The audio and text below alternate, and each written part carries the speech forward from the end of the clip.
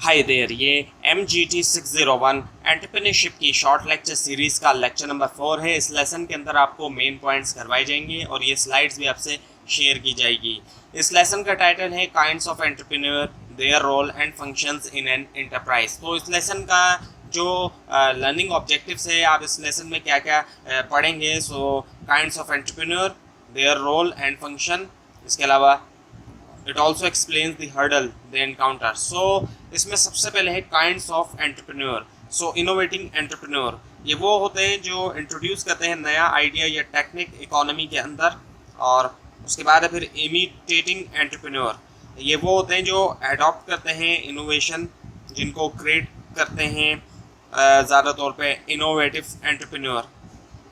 और ये सूटेड हैं एक्चुअली डेवलपिंग कंट्रीज़ के लिए, जहाँ पर रिसर्च और डेवलपमेंट जो है वो काफ़ी एक्सपेंसिव हो सकती है। उसके बाद फिर फेबियन एंटरप्रेन्योर्स, ये कॉशियस हैं और स्केप्टिकल हैं अडॉप्ट करने में न्यू चेंजेस। सो ये फॉलो करते हैं ओल्ड ट्रेडिशन को और अवॉइड करते हैं रिस्क टेकिंग को। और उसके बाद फिर ड्रोन एंटरप्रेन्योर, ये इनर्ट हैं और ट्रेडिशनल हैं और स्ट्रगल करते हैं एग्जिस्ट के लिए, और इनकी जो है वो डिज़ायर नहीं होती ग्रो की, जो कि ऑब्स्टेकल हो सकता है इकोनॉमिक ग्रोथ के लिए। सो रोल ऑफ एंटरप्रेन्योर और एंटरप्रेन्योरशिप। सो एक एंटरप्रेन्योर जो है मल्टी फैसेटेड इंडिविजुअल है जो कि पोजेस करता है कई सारे स्किल्स, जैसे कि क्रिएटिविटी, मैनेजमेंट और originator of new business venture. और इसी के साथ साथ समवन जो कि स्ट्राइव करता है इम्प्रूव करने के लिए ऑर्गेनाइजेशनल इफेक्टिवनेस। सो जो रोल है एंटरप्रेन्योर का, उसके अंदर इन्वॉल्व है taking up factors of production, उनको यूटिलाइज करना प्रोडक्शन में न्यू गुड्स और सर्विसेज की, एंड ब्रिंगिंग टुगेदर नेसेसरी जो रिसोर्सेज हैं, जैसे कि मैन पावर, मटेरियल्स और कैपिटल, ताकि मीट किया जाए उन नीड्स को। So introduction of change.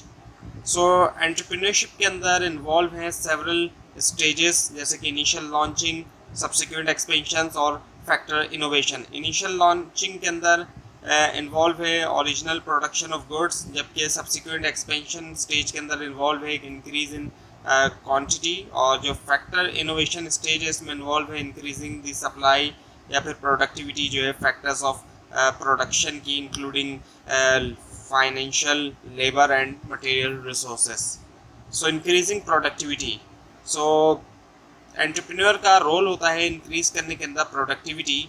सो जो की टू दी हायर प्रोडक्टिविटी, वो क्या क्या है। पहला है इसमें research and development. So entrepreneur जो है वो प्ले करता है एक वाइटल रोल इंक्रीज करने में प्रोडक्टिविटी, रिसर्च और डेवलपमेंट के ज़रिए इंट्रोड्यूस करते हुए न्यू टेक्नोलॉजीज, आइडियाज़ और इनोवेटिव प्रोडक्ट्स मार्केट को। उसके बाद फिर investment in plant and machinery and human resources. So entrepreneur जो है वो इंक्रीज कर सकता है प्रोडक्टिविटी इन्वेस्ट करते हुए प्लांट में, मशीनरी में और ह्यूमन रिसोर्सेज, जैसे कि ट्रेनिंग प्रोग्राम्स हैं एंड स्किल्स एंड डेवलपमेंट है, ताकि क्वालिटी जो है वो उससे आउटपुट की उसमें इजाफा किया जा सके। और रिसोर्स एलोकेशन। सो एंटरप्रेन्योर्स जो है वो एलोकेट करते हैं resources from areas with above to average to above average rates of remuneration of capital and labor to areas, ऐसे areas तक with lower rates resulting in increased productivity। और उसके बाद है फिर realization of internal and external economies of scale। So entrepreneur जो है वो इंक्रीज कर सकते हैं प्रोडक्टिविटी को by realizing internal और external economies of scale। और उससे क्या होता है कि कॉस्ट रिडक्शन होती है, इंक्रीज होती है एफिशिएंसी, हायर प्रॉफिट होते हैं एक्सपेंशन ऑफ प्रोडक्शन के ज़रिए। So innovation. एंटरप्रेन्योरशिप जो है वो क्रूशल है प्रमोट करने में इनोवेशन, टेक्नोलॉजीज़ में, प्रोडक्ट्स में और सर्विसेज में। एंड एंटरप्रेन्योर्स जो है वो कॉन्स्टेंटली जो है वो जनरेट कर रहे हैं क्रिएटिव और innovative ideas. So functions of entrepreneur, क्या फंक्शंस हैं। पहला है determination of the objective of the enterprise. So entrepreneurs को ज़रूरत होती है एक क्लियर अंडरस्टैंडिंग की कि वो क्या अचीव करना चाहते हैं अपने बिजनेस वेंचर के ज़रिए, और and set specific goals and objectives accordingly, उसी के मुताबिक यानी कि। और उसके बाद फिर development of the organisation. So entrepreneurs को ज़रूरत होती है बिल्ड करने की एक एफिशिएंट और इफेक्टिव ऑर्गेनाइजेशनल स्ट्रक्चर, इंश्योर करने के लिए कि बिजनेस ऑपरेशन जो है वो रन करे स्मूथली और अचीव करे डिजायर्ड आउटकम्स।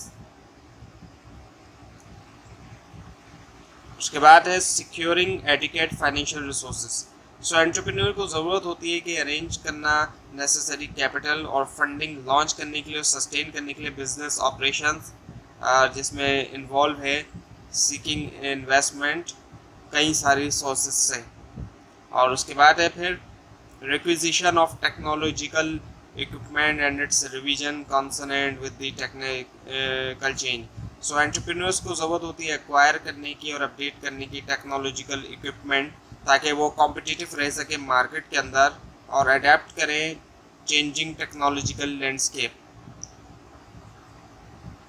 और उसके बाद है फिर हमारे पास development of market and devising new product to meet anticipated consumer demand. So entrepreneur को लाजमी अंडरस्टैंड करना चाहिए नीड्स और वांट्स उनकी टारगेट मार्केट की, और डेवलप करें प्रोडक्ट या सर्विस जो मीट करें उन डिमांड्स को।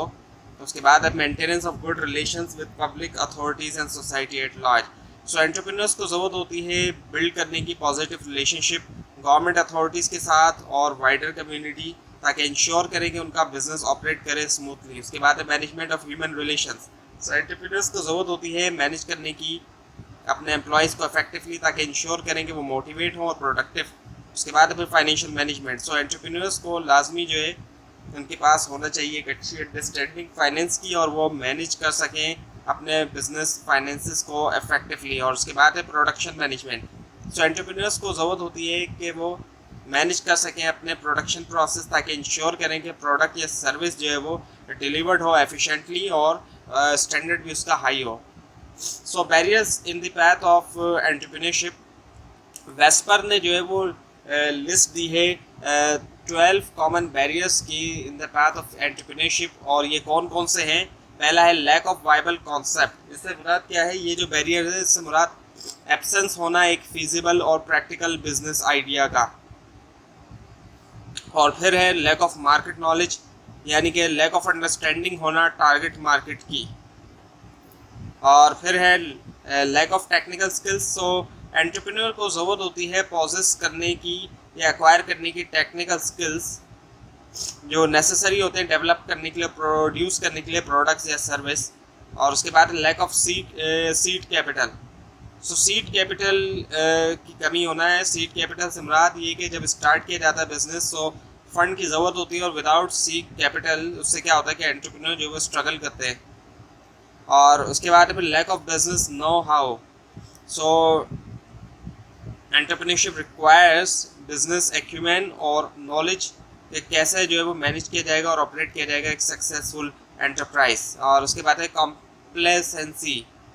सो यानी कि lack of motivation. So lack of motivation होना या कॉम्प्लेसेंसी होना, ये इससे क्या होता है कि ये रोकता है एंटरप्रेन्योर्स को लेने से नेसेसरी स्टेप स्टार्ट करने के लिए, ग्रो करने के लिए उनके बिजनेसेस। उसके बाद है social stigma attach to certain vocations. So इससे मुराद जो है वो नेगेटिव सोसाइटल एटीट्यूड और स्टेरियोटाइप्स हैं जो एसोसिएट है सर्टेन करियर्स के साथ या इंडस्ट्रीज़ के साथ, जो कि डिस्करेज कर सकता है लोगों को कि वो परस्यू करें एंटरप्रेन्योरियल अपॉर्चुनिटीज़ उन एरियाज़ के अंदर। और उसके बाद है जॉब लॉक-इन्स, गोल्डन हैंडकफ्स और attachment with the job. So इससे मुराद जो है reluctance to leave a secure and stable job. क्यों? क्योंकि फेयर होता है फेलियर का, या लैक ऑफ कॉन्फिडेंस होता है, या फिर फाइनेंशियल रिस्पॉन्सिबिलिटीज़ भी होती हैं इस वजह से भी। उसके बाद है टाइम प्रेशर डिस्ट्रैक्टर। इससे मुराद जो है वो चैलेंजेस हैं बैलेंस करने के, जो मल्टीपल रिस्पॉन्सिबिलिटीज़ हैं उनको बैलेंस करने का चैलेंज होना, और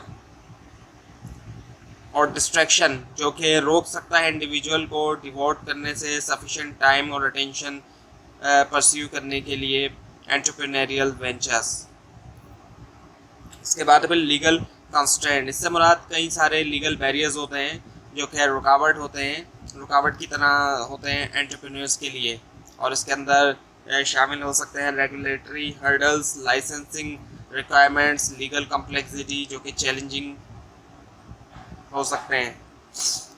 और उसके बाद फिर मोनोपोली प्रोटेक्शन। सो एस्टेब्लिश प्लेयर जो होते हैं मार्केट के अंदर वो यूज़ करते हैं मार्केट पावर क्रिएट करने के लिए बैरियर्स, न्यू इंट्रेंट्स को, और इसके अंदर कई सारे टैक्टिक्स शामिल हैं जैसे कि प्राइस अंडरकटिंग, प्रेडेटरी प्राइसिंग या फिर एक्सक्लूसिव कॉन्ट्रैक्ट्स वगैरह। और उसके बाद फिर inhibitions relating to patents. So entrepreneurs जो है वो फेस कर सकते हैं डिफ़िकल्टीज सिक्योर करने में इंटेलेक्चुअल प्रॉपर्टी राइट्स अपने इनोवेशन के लिए, क्योंकि पेटेंट रिलेटेड इश्यूज जैसे कि हाई कॉस्ट, कॉम्प्लेक्स प्रोसीजर और इसके अलावा लेंथी लीगल बैटल्स। तो ये हुआ आज का लेसन। आपको अगर इस बारे में कोई क्वेश्चन है नीचे कमेंट कीजिए, इसके अंदर कोई मिस्टेक दिखाई दे वो भी ज़रूर हाईलाइट कीजिए। ये स्लाइड्स नीचे डिस्क्रिप्शन बॉक्स में दिए गए लिंक से हासिल कर सकते हैं, लेकिन अगर आपको लिंक न दिखाई दे उसके लिए आप नीचे कमेंट कीजिए, और इस पूरी सीरीज़ को देखने के लिए इस चैनल को सब्सक्राइब कीजिए, बेल आइकन के ऊपर क्लिक कीजिए। Thanks for watching this video.